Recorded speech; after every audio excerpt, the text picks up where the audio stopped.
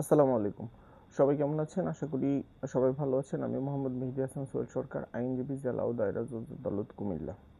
আজকে আপনাদের সামনে বর্তমান সময়ে যে সমস্যাটা খুব বেশি দেখা যাচ্ছে যে কোনো ব্যক্তি, সে মুসলমান হোক, হিন্দু হোক বা অন্য কোনো ধর্মের হোক, অথবা যেমন বাউল সম্প্রদায়, মুসলমান, মুসলিম ধর্ম, যে সম্প্রদায়ের কিছু ব্যক্তি মুসলিম ধর্ম, পবিত্র কোরআন এবং হযরত মুহাম্মদ সাল্লাল্লাহু আলাইহি সাল্লামের জীবন বা বিভিন্ন বিষয় নিয়ে অনেক সময় দেখা যায় যে এ বাউল সম্প্রদায়ের ভিতরে কিছু ব্যক্তি অথবা ভিন্ন ধর্মের কিছু ব্যক্তি অথবা আমাদের ইসলাম ধর্মেরই নামধারী, মুসলিম নামধারী কোনো মানুষ অনেক সময় অবমাননাকর অনেক তথ্য প্রকাশ করে, যে যে তথ্যগুলো আমাদের ধর্মের সাথে খুবই মানে একটা বিশৃঙ্খলা তৈরি হওয়ার মতো দেখা দেয়। অনেক সময় দেখা যায় যে এই বিশৃঙ্খলার কারণে, এই সমস্যার কারণে অনেক সময় দেখা যায় যে অনেক ব্যক্তি একেবারেই একটা গ্রামে এই ঘটনাটা ঘটেছে বা একটা পাড়া মহল্লায় এই ঘটনা ঘটেছে, তখন ভাবে যে আইনগতভাবে তো তেমন বড় কোনো শাস্তি নাই। শাস্তি না থাকার কারণে তারা নিজেরাই আইন হাতে তুলে নিয়ে একটা আক্রমণ করে ঘরবাড়ি পোড়ায় দেয়, অথবা অনেক বড় ধরনের একটা ঘটনা ঘটে, হয়তো হত্যাও হইতেছে। যেমন দেখা যাচ্ছে যে বাউল সম্প্রদায়ের কয়েকজন আবুল সরকার নামের একজন ব্যক্তি ধর্ম অবমাননা করেছে আল্লাহ পবিত্র কোরআন সংক্রান্ত বিষয়ে। আল্লাহ কোরআন নাজিলের ক্ষেত্রে কি করেছে, মানে কি বলেছে তার মাথায় ধরে না, সেই বিষয়টা নিয়ে মাত্র পঞ্চম শ্রেণী পড়াশোনা করা একজন ব্যক্তি এই বিষয়ে ব্যাখ্যা দিচ্ছে মানুষকে, বা মানে অপব্যাখ্যা দিয়ে বা মানুষের ভিতরে একটা বিভ্রান্তি ছড়াই দিচ্ছে। এখন বিষয়টা হচ্ছে যে এই বিষয়ে যদি কারো কাছে কোনো তথ্য থাকে, অথবা সরকার অথবা কোনো ব্যক্তি অথবা কেউ এই বিষয়টা যে তৈরি হচ্ছে বা একটা বিশৃঙ্খল পরিবেশ তৈরি করছে ধর্ম অবমাননা তৈরি করে, তো আইনগত ব্যবস্থাটা কি? মজার বিষয় কি জানেন? ধর্ম অবমাননার বিষয়ে যে আইনি ব্যবস্থা আছে বাংলাদেশে, এই আইনি ব্যবস্থায় যে শাস্তির বিষয় আছে, সেই শাস্তির আসলে এটা জামিনযোগ্য শাস্তি, জামিন হয়ে যাওয়ার সম্ভাবনা আছে। তো হয়তো বর্তমানে প্রেক্ষাপটে সরকার তাকে হয়তো ভিতরে রাখার চেষ্টা করবে, অথবা তাকে জামিন না দিয়ে পরিস্থিতি শান্ত রাখার চেষ্টা করবে। কিন্তু ব্যাপারটা হচ্ছে, বাংলাদেশে যে আইন আছে ধর্ম অবমাননার ক্ষেত্রে, এই ধর্ম অবমাননার ক্ষেত্রে আইনগুলো খুবই ছোট শাস্তি। মানে আল্লাহ নবীকে গালি দিলে বা পবিত্র কোরআন সংক্রান্ত বিষয়ে বা অন্য কিছু বিষয়ে যদি কেউ খারাপ কথাও বলে, আল্লাহ মাফ করুক, তারপরেও বড় ধরনের শাস্তি হচ্ছে না এবং জামিন হয়ে যাবে একটা নির্দিষ্ট সময়ের পরে।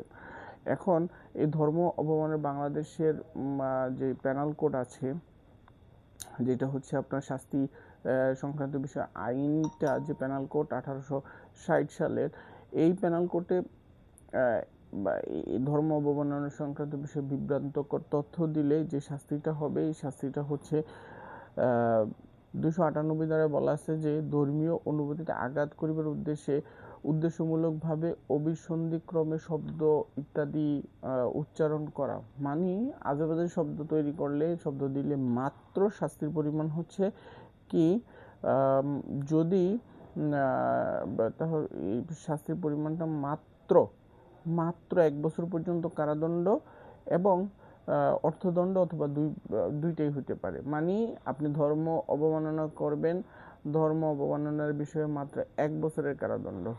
একেবারেই একটা ফালতু একটা বিষয় বর্তমানে প্রেক্ষাপট অনুযায়ী। এই ধর্ম অবমাননার কারণে কত মানুষের হত্যা হয়ে যাচ্ছে, কত মানুষ মারা যাচ্ছে, কি একটা বিশৃঙ্খল পরিবেশ তৈরি হচ্ছে।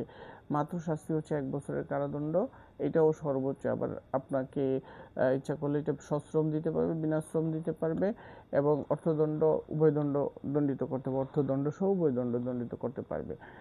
এখন এই যে যদি ধর্ম অবমাননা হয়, তাহলে আপনি নিজেও বাদী হয়ে, ধরুন যে আপনার গ্রামে বা আপনার অঞ্চলে কোনো ব্যক্তি, এই যে ভণ্ড পীরেরা নিজেদের মতো করে ব্যাখ্যা দেয়, আজেবাজে কথা বলে, যদি এমনটা হয়ে থাকে, তখন আপনি আদালতে ইচ্ছা করলে নিজে বাদী হয়ে সে কি বলতেছে, সে কি বলে, এমন একটা ডকুমেন্ট করে আপনি বাদী করে তাকে সহ তার যারা অনুসারী আছে তাদেরকে এই যে একটা বিশৃঙ্খল পরিবেশ তৈরি করতেছে, আজেবাজে কথা বলতেছে, প্রকৃত ধর্মকে বিতর্কিত করে প্রকাশ করতেছে, অথবা আপনার সামাজিক নিরাপত্তা বা সামাজিক শৃঙ্খলা ভঙ্গের জন্য তারা বিভিন্ন ধরনের ভুল তথ্য প্রকাশ করতেছে। এই বিষয়ে আপনি ইচ্ছা করলে আদালতে এই ধারার সাথে আরেকটা ধারা আছে 295 এর ক, 598 এবং 504 ও 505 এর গ,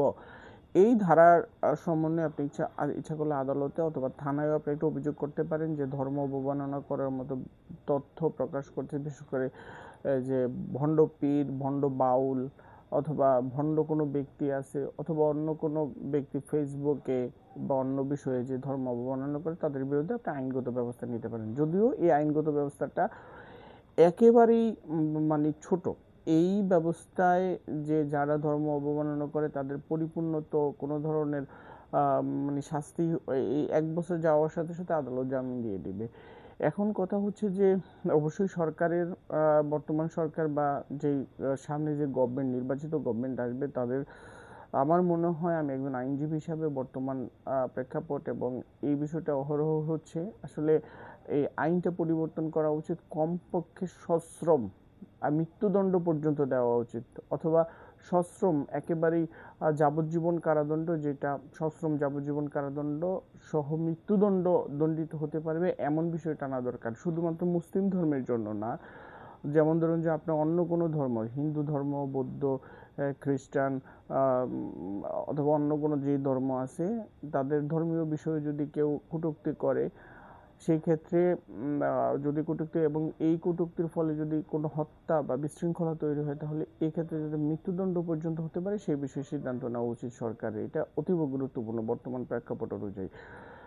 ধর্ম অবমাননা যদি হয়, তাহলে আমার পরামর্শ হচ্ছে যে, বা আমি যেটা একজন আইনজীবী হিসাবে আইন বিশ্লেষণ করার ক্ষেত্রে আমি একটাই কথা বলবো যে, ধর্ম অবমাননা যদি হয়, তখন উত্তেজিত জনতাকে, যারা নেতৃত্ব দেওয়ার মতো অবস্থা, বিশেষ করে আলেম সম্প্রদায়ের প্রতি অনুরোধ যে উত্তেজিত জনতাকে একটু শান্ত করে তার বিরুদ্ধে মানে যে আইনটা আছে সে আইন অনুযায়ী তার বিরুদ্ধে ব্যবস্থা নেওয়া উচিত, এবং সেই আইনকে মাইনা রাষ্ট্রে বসবাস করে আইনের প্রতি শ্রদ্ধাশীল হয়ে তাকে আইন পর্যায়ে তার বিরুদ্ধে ব্যবস্থা নিলে সমাজে যে বিশৃঙ্খল একটা পরিবেশ তৈরি হচ্ছে, সেটা আর হবে না। ধন্যবাদ সবাইকে। ধর্ম অবমাননাকর কোনো বিষয় যদি আপনাদের কাছে তথ্য থাকে, আপনারা অবশ্যই আমাকে পাঠাবেন এবং আপনারা আমার সাথে যোগাযোগ করবেন। আমি একেবারেই কোনো ধরনের আইনি ফি নিব না, না নিয়ে বরং আপনাদের আদালতে যাওয়া আসা, দুপুরের খাবার সহ সব আমার পক্ষ থেকে ফ্রি থাকবে। এবং আমি চাই যে, আমি একজন মুসলিম পরিবারের সন্তান না শুধু, আমি একজন আলেম পরিবারের সন্তান হিসাবে আমি আপনাদের প্রতি প্রতিশ্রুতিবদ্ধ। আমি সব ধরনের সহযোগিতা করব। দয়া করে কেউ অন্য কোনো ব্যক্তি যদি ধর্ম অবমাননা করে, তাহলে আপনি কোনোভাবেই তাদেরকে নিজেরাই আক্রমণ করে একেবারেই মানে ঘরবাড়ি পোড়ায় দেওয়া বা অন্য কোনো সিদ্ধান্ত নেওয়া থেকে আপনারা বিরত থাকুন। ধন্যবাদ সবাইকে। আসসালামু আলাইকুম।